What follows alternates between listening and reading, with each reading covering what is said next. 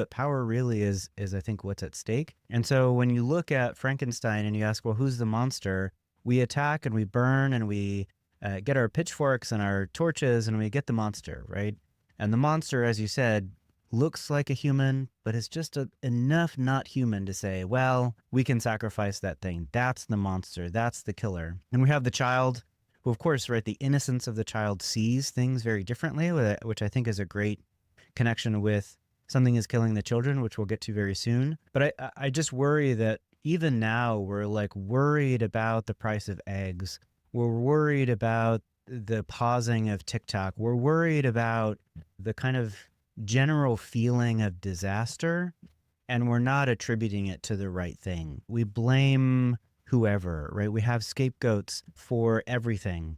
Maybe it's our trade relations with other countries. Maybe it's immigration. Maybe it's, whatever it might be, it's there and we scapegoat it. We don't actually see the thing for itself, right? And so now it feels as though what we've done is we've put Frankenstein, the creator, in power. And we're like, yeah, you can fix this thing. I mean, we have this silly thing where, Trump comes out and says, hey, let's ban TikTok. And then there's this whole, right, procedural process whereby they ban TikTok.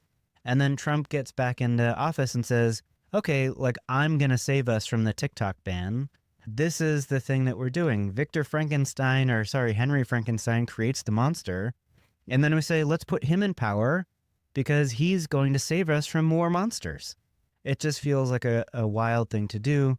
And so the eyes of the child, right, this is really a big part of the Frankenstein story as told here in the Walsh comics, really highlights the kind of the way that children see the world very differently and how taking a different perspective can allow us to realize what is actually at stake. Who's the monster? What's the horror? Where are we going, etc.